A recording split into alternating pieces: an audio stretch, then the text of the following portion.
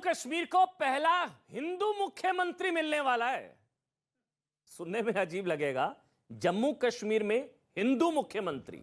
वैसे तो 370 हटने की बात होती थी, तब भी लोग हंसते थे कि क्या 370 हट जाएगा, क्या कश्मीर पंडितों की वापसी हो जाएगी, क्या वोटिंग अधिकार मिल जाएंगे, तब भी लोग हंसते थे।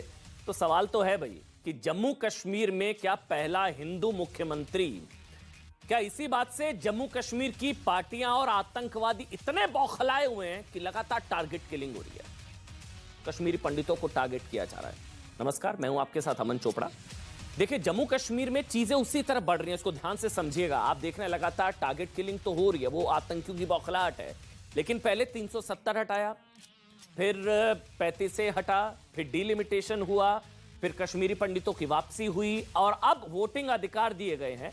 बड़ी खबर है जम्मू कश्मीर में, आप सबके लिए भी बहुत बड़ी खबर है। ये ऐलान किया गया है कि जो ये अपने किचन से ही क्लाउड किचन का कारोबार करते हैं। दिन में 4-5 घंटे ज्यादा काम करते हैं, हर महीने 1.5 से 2 लाख कमा लेते हैं। इनसे सीखना है तो फ्रीडम ऐप को अभी डाउनलोड कीजिए। जम्मू कश्मीर में जो गैर कश्मीरी लोग हैं, जो नॉन रेजिडेंट्स हैं, वो भी अब जम्मू कश्मीर में वोट डाल पाएंगे। ये एक बहुत बड़ी खबर है।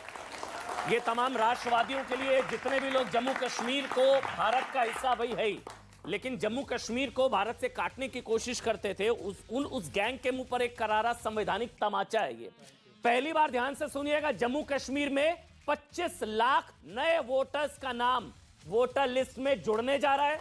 25 लाख नए वोटर्स होंगे जो कश्मीरी नहीं है, जो मतलब कश्मीरी होंगे भाई, कश्मीरी हिंदू भी है ना, कश्मीरी से मुसलमान थोड़ी ना है, कश्मीर से मुसलमानों का थोड़ी ना है।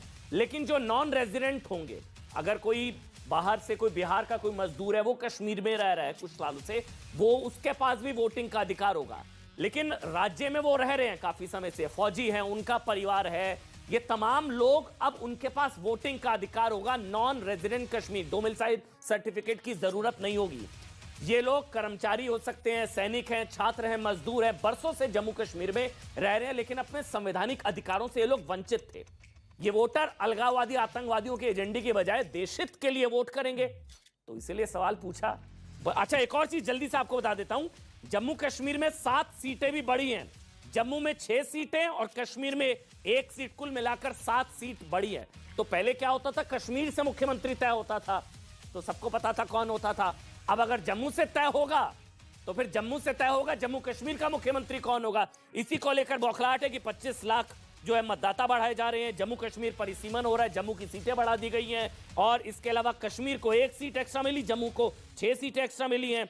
उमर अब्दुल्ला की तरफ से कहा जा रहा है कि वोटों के लिए बाहर से आयात करना पड़ रहा है भारतीय जनता पार्टी को। महबूबा मुफ्ती कह रही है चुनाव परिणामों को प्रभावित करना चाह रही है बीजेपी, स्थानीय आबादी को कमजोर किया जा रहा है। सज्जाद गरीन लोन तो धमकी दे रहे हैं, कह रहे हैं कि 87 को ना दोहराएं, ये खतरनाक होगा। 1987 को याद रखें, हम उससे बाहर नहीं निकल सकते, विनाशकारी, खतरनाक होगा। तो हम ये समझने की कोशिश करेंगे आज कि क्या वाकई जम्मू कश्मीर में हिंदू मुख्यमंत्री संभव है। लेकिन सवाल यह भी है कि जब गैर कश्मीरी मारे जाएंगे तो वो कहां से वोट डाल पाएंगे, जब रहेंगे तो वोट डाल पाएंगे। जोरदार तालियों के साथ स्वागत कीजिए, आरती टिक्कू मेरे साथ हैं, कश्मीरी पंडित है, कश्मीर के एक बहुत बड़ी आवाज है। आरती टिक्कू जी, बहुत बहुत स्वागत। आरपी सिंह, भारतीय जनता पार्टी के राष्ट्रीय प्रवक्ता। ललित अंबरदार, कश्मीर की एक बड़ी आवाज। मेरे साथ एमएस बिट्टा विशेष तौर पर है, आतंकवाद विरोधक दस्ते से हैं।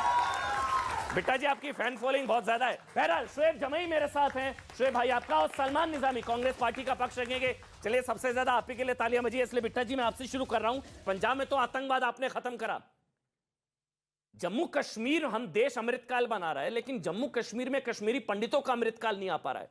हम लोग कह रहे हैं जम्मू कश्मीर में हिंदू मुख्यमंत्री, ये तब तक संभव नहीं होगा जब तक कश्मीर में कश्मीरी हिंदू किराएदार होगा, जब तक कश्मीरी हिंदू मारे जाएंगे। सवाल इसलिए उठता है, जो शायद आप सबके भी मन में होगा, कि वहां जाएंगे तो मारे जाएंगे, वोट कहां डाल पाएंगे, वोटिंग का अधिकार दिया जा रहा है। एमएस बिट्टा, पहले तो कश्मीर के अंदर आतंकवादियों की मदद करने वाले और आईएसआई पाकिस्तान को, जिनको 370 धारा हटा करके हिंदुस्तान के नरेंद्र मोदी जी ने करारा जवाब दिया, उनको कहना चाहूंगा, सदियों से कश्मीर है हमारा, अब भी मुझसे दूर नहीं। तुम मांग रहे हैं कश्मीर, हमें उसकी मिट्टी देनी मंजूर नहीं। बीवी बच्चों से बचकर कश्मीर तो हमारी जानू है, मत करना धमाके की बात। हिंदुस्तान का हर एक पत्थर परमाणु है। पहले तो मैं ये आपको पंजाब से शुरू करूंगा।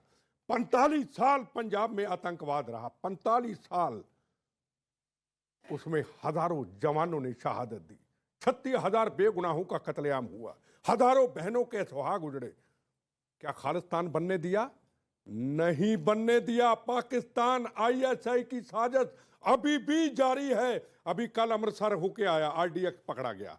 उससे पहले करनाल में 4 आतंकवादी पकड़े गए, कुरुक्षेत्र में पकड़े गए, लुधियाना में ब्लास्ट हुआ। देखो कितने साल की, 70 साल की कैंसर की बीमारी कश्मीर के अंदर, रोज जवानों पे पत्थर, रोज जवानों पे गोलियां, रोज तिरंगे झंडे का अपमान। हमें अफसोस है हमारे कश्मीरी भाइयों के ऊपर अभी भी गोलियां चल रही हैं। 70 साल की कैंसर की बीमारी, एक बुखार हो जाता है 2-2 महीने ठीक नहीं होता। ये तो 70 साल की कैंसर की बीमारी कहीं ना कहीं मुकाम पे तो आए। महबूबा मुफ्ती कहती थी तिरंगा झंडा जो लहराएगा, यहां पे आग लगेगी। आज जगह जगह पे तिरंगे झंडे हैं। एक शुरुआत तो हुई। 70 साल की कैंसर की बीमारी, वक्त तो लगेगा। अगर पंजाब के अंदर आतंकवाद समाप्त होने के बाद अब भी, एक मिनट, अभी भी आरडीएक्स पकड़ा जा रहा, अभी भी आतंकवादी पकड़े जा रहे, क्या खालिस्तान बनेगा वहां पे? तो हमें वहां की पब्लिक को पंजाब की तरह all political party, social organisation को सड़कों पे आना होगा, इन दरिंदों के खिलाफ, इन काफरों के खिलाफ, इन आतंकवादियों के खिलाफ। अब आपको लग रहा है महबूबा मुफ्ती आतंकवाद के खिलाफ सड़कों पर आएंगी? आपको लग रहा है फारूक अब्दुल्ला आतंकवाद के खिलाफ सड़कों पर आएंगे? कश्मीरी पंडितों की लिंचिंग हुई, उनको मारा जा रहा है, काटा जा रहा है, कौन सी पार्टी आ गई सड़कों पर? ये इनको वोटिंग अधिकार दिए गए हैं तो ये लोग सड़कों पर आ जाएंगे। तो मैं आपसे सवाल पूछता हूं। नहीं, एक मिनट, मैं एक मिनट मामन जी, आपको जवाब देना होगा। लड़ाई जारी है। पहले जो कुछ होता था, आज मैं मानता हूं कश्मीरी पंडितों के ऊपर, हमारे भाइयों के ऊपर हत्या, हल क्या है आप बता दो, क्या करें? क्या पीछे मुड़ के 300 क्या जो पॉलिटिकल पार्टी कहती हैं कि 370 धारा का पहले का कानून ले आओ, क्या वो लाए आप? सर मेरा वाला हल अगर पूछेंगे तो जितने आएंगे उतने मारे जाएंगे। ये मेरा वाला हल है जो सेना वहां पर इलाज कर रही है। इस बात से सहमत जिस तरह से इलाज कर रही है, जितने आएंगे उतने मारे जाएंगे। इस बात से एक ही हल है सर। इस बात से सहमत नहीं है कि कश्मीरी पंडित अभी वापस जाने चाहिए। जब तक वहां पे आतंकवादियों का सफाया नहीं हो जाता तब तक इनको वापस। तो फिर वोटिंग अधिकार देने का क्या मतलब हुआ फिर आरती टिक्कू?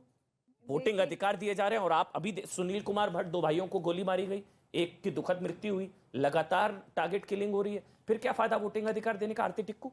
देखिए अमन जी, चूंकि भारत एक लोकतंत्र है और हमको पूरी दुनिया को दिखाना है कि हम लोकतंत्र कश्मीर में स्थापित करके दिखाएंगे, तो इसलिए ये सियासत हो रही है, ये इलेक्शन होंगे, ये वोट चलेंगे। लेकिन सच्चाई तो ये है कि फारूक अब्दुल्ला हो या महबूबा मुफ्ती हो, उनके दिल में भारत नहीं है। उन लोगों की वजह से इतना कत्लो गैरत हुआ पिछले 32 साल में। इतने कश्मीरी हिंदुओं जो है मारे गए, काटे गए, घर से भगाए गए। तो आज की डेट में ये जो लोग कह रहे थे कि भारत का नाम लेने वाला कोई नहीं बचेगा, ये किस मुंह से इलेक्शन लड़ेंगे, मैं ये पहले जानना चाहती हूँ। दूसरी बात मेरी ये है कि ये महबूबा मुफ्ती हो या फारूक अब्दुल्ला हो या उमर अब्दुल्ला हो, इनकी सरकारें 5-5% के वोट पे जीतकर आती थी। 10-10% पे ये मेंबर ऑफ पार्लियामेंट बने हैं और एमएलए बने हैं। इनकी क्या औकात है? क्या ये वाकई पॉपुलर लीडर है? मेरे ख्याल से तो नहीं। मेरे ख्याल से तो इनकी 2 पैसे की कीमत नहीं है। लेकिन ये सियासत जो चल रही है देश में, उस सियासत की वजह से इनको वापस इन लोगों को छोड़ दिया गया। इनको 5 अगस्त के बाद, 5 अगस्त 2019 के बाद डिटेन किया गया था और जब तक इनको नहीं छोड़ा तब तक कश्मीर में शांति थी। जिस दिन से इनको छोड़ा है उस दिन से सिलेक्टिव टारगेटेड किलिंग्स कश्मीरी पंडितों की हो रही है। ये संयोग तो नहीं हो सकता। ये संयोग तो नहीं है, ये बिल्कुल संयोग नजरबंद थे तो अच्छा था कश्मीर। बिल्कुल। और ये लोग जो है 370 के बारे में अभी भी गालियां बक रहे हैं। ये लोग जो है अभी भी भारत को गालियां दे रहे हैं। ये लोग जो है आज कह रहे हैं कि बीजेपी ने सवाल उठाया फिर वोटिंग अधिकार देने का, फिर ये चीजों का जब वहां पर नॉन कश्मीरीज की टारगेट किलिंग हो रही है, मजदूरों को मारा जा रहा है, कितने नाम है, लिस्ट है बहुत लंबी। अभी जो मारा गया है सुनील कुमार भट्ट, 2 भाइयों को गोली मारी गई। ये मन में तो खौफ है, डर है, जाएंगे तो गोली खाएंगे तो वोट कहां डाल पाएंगे? बिल्कुल, देखिए जो सबसे बड़ा प्रश्न है वो कश्मीरी हिंदुओं का है, कश्मीरी सरस्वत ब्राह्मण्स का है कि ये 5 अगस्त 2019 को इतना ऐतिहासिक डिसीजन ले लिया, लेकिन उसके बाद भी कश्मीरी हिंदू घर वापस नहीं जा पा रहा है। उसके बाद भी कश्मीरी हिंदुओं के नरसंहार पे कोई बात नहीं हो रही है, उनका कोई सल्यूशन नहीं निकल के आ रहा है। आज की डेट में भी सरकार के पास कोई ब्लूप्रिंट नहीं है कि हम लोग वापस कैसे जाएंगे, हम लोग वापस सुरक्षित अपने घरों में और दोबारा नरसंहार ना हो, उसकी ऐसी कोई व्यवस्था हो, ऐसा मुझे नहीं लगता कि सरकार आपके ने पास कोई लेकिन किया। उससे पहले ललितम बरदार, क्योंकि कश्मीरी आवाज पहले चली जाए, मेरे ख्याल से सारे सवाल आप ही से होंगे आज। ललितम बरदार, कम से कम चीजें ट्रैक पर हैं, कम से कम चीजें ट्रैक पर हैं। एक मिनट सर, मैं आ रहा हूं। कम से कम चीजें ट्रैक पर हैं। 370 हटाया, कश्मीरी पंडितों की वापसी हुई, अब वोटिंग अधिकार दिए जा रहे हैं, और शायद यही बौखलाहट है कि टारगेट किलिंग हो रही है। नहीं ललितम बरदार, देखिए, मैं कश्मीरी हूँ, भारतीय हूँ। मेरा पर्सपेक्टिव कश्मीर जहाद के ऊपर सिर्फ कश्मीरी होने के नाते से नहीं है, भारतीयता के नाते से है। मैं समझता हूँ कि कश्मीर जहाद जो है उसी गजवाए हिंद की लड़ाई का हिस्सा है जो 1000 साल पहले शुरू हुई थी। सिंध को कैप्चर किया था मोहम्मद बिन कासिम ने, और 1947 में इसी गजवाए हिंद को बहुत बड़ी उपलब्धि मिली थी जब हिंदुस्तान में पैदा हुए लाखों हिंदुस्तानियों ने अपनी मादरे वतन के साथ गद्दारी की थी। 14 अगस्त 1947 को जिना की 2 नेशन थ्योरी के नाम पे, पाकिस्तान के नाम पे, इस्लाम के नाम पे पाकिस्तान बनाया था। और पाकिस्तान का मौका आज भी यही है कि कश्मीर के अंदर मुसलमान रहते हैं, इसलिए हमारा उसके ऊपर हक है, इसलिए वो को दावा करते हैं कश्मीर के ऊपर। और कश्मीर जहाद सिर्फ कश्मीर तक सीमित नहीं है, आपको बताना चाहता हूं। अगर आपने कश्मीर जहाद को कश्मीर में नहीं रोका तो उनकी नजर दिल्ली के लाल किले में है, ये मैं आपको बताना चाहता हूं, ये बताना चाहता हूं, ये बहुत जरूरी है। कश्मीर जहाद उसी इस्लामिस्ट आर्क का एक हिस्सा है जो मिडल ईस्ट से शुरू होता है, अफगानिस्तान पाकिस्तान से ट्रेवल करता है, और कश्मीर उसका हिमालयन बिंदु है। बस नजर उनकी लाल किले पे, विरासत समझते हैं वो बाबर और उसकी मोहम्मद बिन कासिम की है। तो आपको समझना पड़ेगा। लेकिन ये गजवा हिंद वाले आजकल भगवा हिंद से बहुत डरे हुए हैं, कंप्लीट करना चाहता हूं। भगवा हिंद से बहुत डरे हुए हैं। बिल्कुल सही कह रहे हैं। महबूबा मुफ्ती का स्टेटमेंट है कि ये भगवाकरण की साजिश है। और तो ये दूसरी बात भगवा बताना हिंद से चाहता हूं, डरे। आपने बताया कि कश्मीरी सिर्फ मुसलमान नहीं है, हाँ। कश्मीरी हिंदू भी है। कितना दुर्भाग्य है जो एबॉर्जिनीज हैं, ओरिजिनल जो आदिवासी हैं कश्मीर के, मूल निवासी है, वो कश्मीरी हिंदू हैं। जो कन्वर्ट हैं या 700 साल पहले ऋषि कश्मीर में कश्यप की सेटलर धरती से आए हैं, वो कश्मीरी बन गए। एक तो हमारी जमीन छीन ली, जान ले ली, घर से बेघर कर दिया, कश्मीर भी अपने नाम कर लिया। वो इसलिए क्योंकि हिंदुस्तान की लेफ्ट लिबरल सेक्युलर सोच ने उनको ये मौका दिया है। तो अगर आपको ये सोचना पड़ेगा, कश्मीर जहाद हिंदू को, आपका ये जो 2 भाई मारे गए, हमला हुआ, मैं बार बार कह रहा हूं, ये कश्मीरी हिंदुओं के ऊपर हमला नहीं हो रहा है, ये हिंदुस्तान के हिंदुओं पे हमला हो रहा है, हिंदुस्तान के ऊपर हमला हो रहा है। अगर आप ये नहीं समझोगे तो आपकी जो कार्रवाई है उस अनुकूल नहीं होगी जो आपको करनी चाहिए जहाद के खिलाफ। आप वहां पे एक भी अभी तक रेपिस्ट, मर्डर और मास मर्डर कश्मीरी हिंदुओं का, उसके ऊपर कोई कार्रवाई नहीं हुई। बिट्टा कराटे, फारूक अहमद डार, बड़े एडवर्टाइज किया गया था, उसके ऊपर कार्रवाई शुरू हो गई। आपको बताना चाहता हूं, कश्मीर के अंदर 5 अगस्त 2019 को नरेंद्र मोदी ने एक ऐतिहासिक कदम दिखाया। सैकड़ों साल के बाद हमको लगा कि एक सनातनी सोच, सब व्यवस्था दिल्ली के अंदर है, लेकिन उसके बाद क्या हुआ? आपकी जो लोकल इकोसिस्टम है, एक इस्लामो फैशिस्टिक इकोसिस्टम है, जो 370 की तरह से पड़ रहा था कश्मीर के अंदर, छोटा मोटा पाकिस्तान बना हुआ था। आपने बिट्टा करावे की पहली हेयरिंग हुई। कह रहा हूं, हिंदू मुख्यमंत्री होगा तो वो इकोसिस्टम भी बदलेगा ना। एक सेकंड सर, आपने बिट्टा कराटे, फारूक अहमद डार को अंग्रेज नहीं है, मुसलमान, कश्मीरी मुसलमान फारूक अहमद डार, जिसने कश्मीरी हिंदुओं का नरसंहार में बहुत बड़ी भूमिका अदा की। एक हेयरिंग हुई, उसके बाद हर हेयरिंग को अबॉर्ट किया गया। क्यों? लोकल इकोसिस्टम सिक्योरिटी नहीं दे रहा है। जो वकील है परिवार का, पीड़ित परिवार का, और वो एयरपोर्ट से वापस आते हैं। तो कश्मीर के अंदर इस्लामो फैशिस्टिक समस्या है, और कश्मीरी हिंदू का नरसंहार आज की सरकार ने अभी तक मान्यता नहीं है।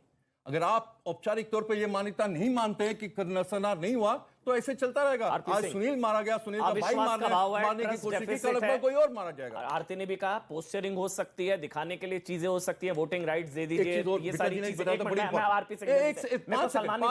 पांच सेकंड, इन्होंने बहुत काम किया खालिस्तानी आतंकवाद से लड़ने के लिए। इनकी तो लगभग बताते नहीं, लगभग स्पेयर पार्ट्स के पूरे भारतीयता के नाम पे। लेकिन एक चीज बताना चाहता हूं, खालिस्तानियों के खिलाफ पंजाब की आम जनता लड़ी थी।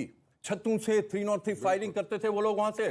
एक भी मौका नहीं हुआ पूरे खालिस्तानी जहाद के ये खालिस्तान के टाइम, जब 10 सो कॉल खालिस्तानी हिम्मत की उस सड़क पे खड़ा होने की, हिंदुस्तान के अगेंस्ट नारा लगाते, हिंदुओं के अगेंस्ट नारा लगाते, चुन चुनते मारते थे, लेकिन क्यों? क्योंकि एक्स्ट्रा टेरिटोरियल लॉयल्टीज नहीं थी। ये फर्क है ना ललित भाई, पंजाब पाकिस्तान से रिश्ता क्या ला इलाहा इल्लल्लाह का है।